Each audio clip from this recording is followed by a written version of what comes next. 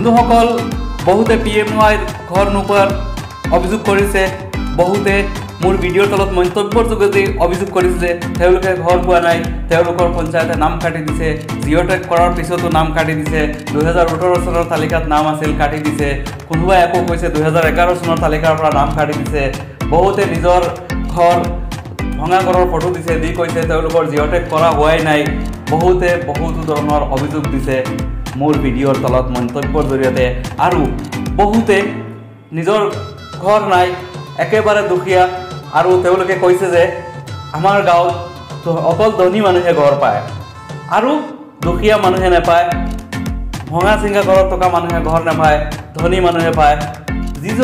যিজনে এবাৰ পাইছে তেওঁ 2-3 বাৰকৈ পায় আৰু নোপোৱাজনে এবাৰো পোৱা নাই এনেকুৱা অলেখ মন্তব্য মোৰ ভিডিঅ'ৰ তলত আছে আজি প্ৰায় 2 সপ্তাহ ধৰি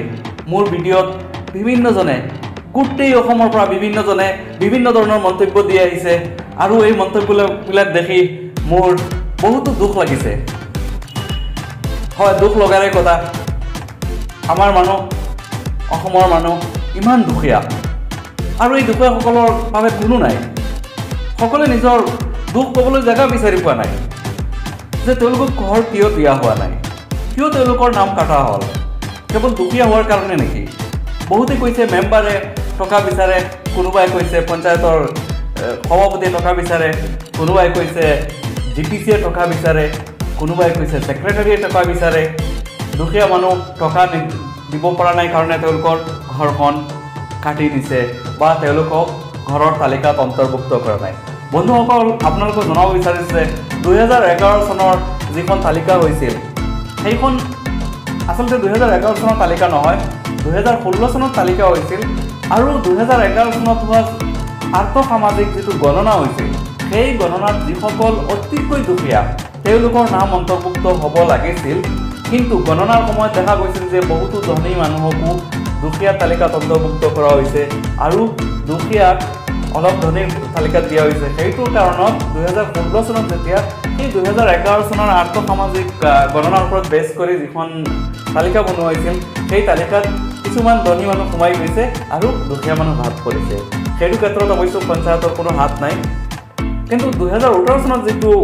সাৰ্ভে হৈছিল জিঅ'টেকৰ সাৰ্ভে সেই জিঅ'টেকৰ সাৰ্ভেত কিন্তু বহুতো দুখীয়া মানুহক বাদ দিয়া হৈছে কিয় দিয়া হৈছে আপোনালোকে মন্তব্যৰ জৰিয়তে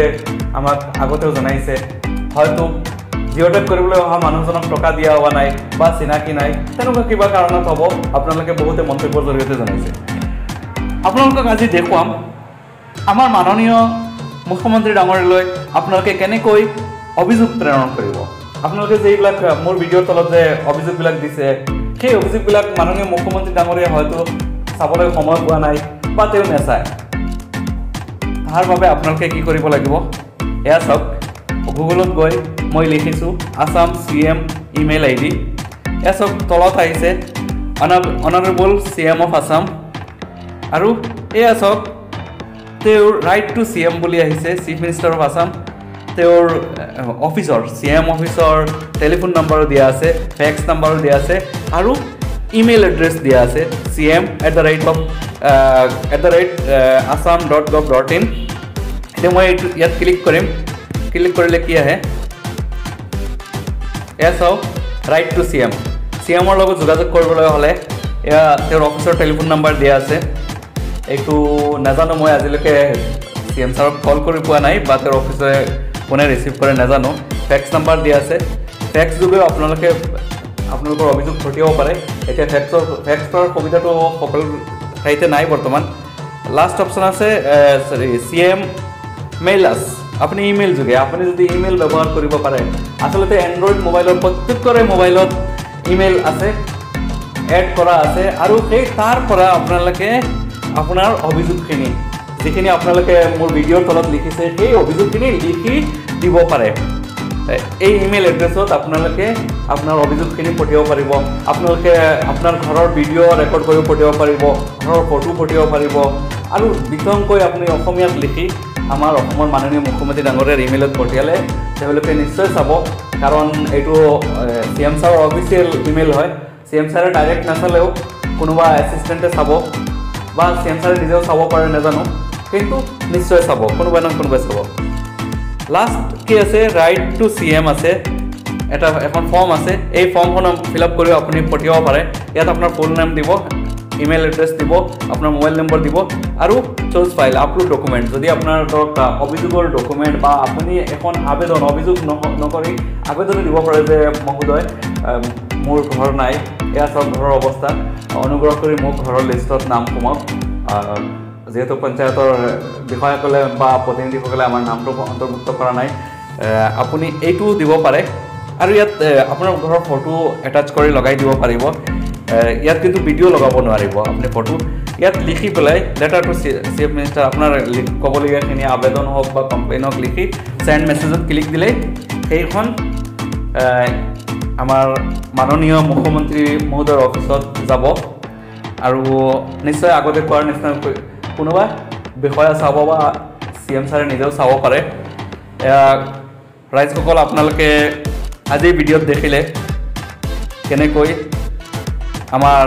মাননীয় মুখ্যমন্ত্ৰী ডাঙৰলৈ আপোনালোকে আপোনালোকৰ আবেদন হওক বা অভিযোগবিলাক হওক আপোনালোকে পঠিয়াব পাৰিব। যদি আপোনালোকে ইমেইল পঠিয়াব নোৱাৰে, আপোনাৰ মোবাইলৰ পৰা ধৰক আপোনাৰ ঘৰৰ শ্বৰ্ট এটা ভিডিঅ' বনাই পঠিয়াব খুজিছে বা ঘৰৰ ফটো ডাইৰেক্ট ইমেইল যোগে, যিটো অপশ্যন এইটো আছে মেইল cm@assam.gov.in, কেনেকৈ ইমেইল কৰে সেইটো যদি আপোনালোকে নাজানে, তেনেহ'লে মোৰ ভিডিঅ'ৰ তলত মন্তব্য আকাৰে জনাব, মই আপোনালোকক সেই কথাটো দেখুৱাই দিম, প্ৰেক্টিকেলি দেখুৱাই দিম কেনেকৈ আপোনালোকে ইমেইল পঠিয়াব পাৰে। আৰু আশা কৰিছোঁ আপোনালোকৰ হাতত থকা স্মাৰ্টফোনৰ পৰা যিহেতু আপোনালোকে মন্তব্যত লিখিব পাৰিছে, গতিকে আপোনালোকে মই দেখুওৱা ধৰণে আমাৰ চি এম ছাৰলৈ আপোনালোকৰ আবেদন হওক বা অভিযোগ হওক, অভিযোগবিলাক আপোনালোকে পঠিয়াব পাৰিব। চাওক, চি এম ছাৰ আমাৰ যিখন ৰাজ্য অসম, সেইখন ৰাজ্যৰ প্ৰধান মুৰব্বী। আমি তেওঁক মুৰব্বী বনাইছোঁ, আমাৰ সুখ দুখ তেওঁ শুনিব লাগিব আৰু আমাক সুযোগ সুবিধা কৰি দিয়াটো তেওঁৰ দায়িত্বৰ ভিতৰত পৰে। আৰু আমাৰো কৰ্তব্য হ'ল আমি চি এম ছাৰৰ লগত সহযোগ কৰা, আমাৰ কিবা অভাৱ হ'লে অভিযোগ হ'লে আমি জনাব লাগিব। আৰু চি এম ছাৰেও যি সময়ে সময়ে বিভিন্ন ধৰণৰ আমাক নিয়ম নীতি মানিবলৈ কয়, আমি সেইখিনি নিয়ম নীতি মানিব লাগিব। আৰু সদস্যত এটা অনুৰোধ কৰিব বিচাৰিছোঁ, আপোনালোকে ভিডিঅ'টো যিমান পাৰে শ্বেয়াৰ কৰিব, কাৰণ বহুতো মানুহে নাজানে। আপোনালোকে শ্বেয়াৰ কৰিলে হয়তো আপোনাৰ দৰকাৰ নাই, আপুনি জানে, গোটেইবিলাক জানে বা আপোনাৰ ঘৰত আছে, আপোনাৰ কোনো প্ৰয়োজন নাই, তথাপি আপুনি এটা শ্বেয়াৰ মাৰি দিব যাতে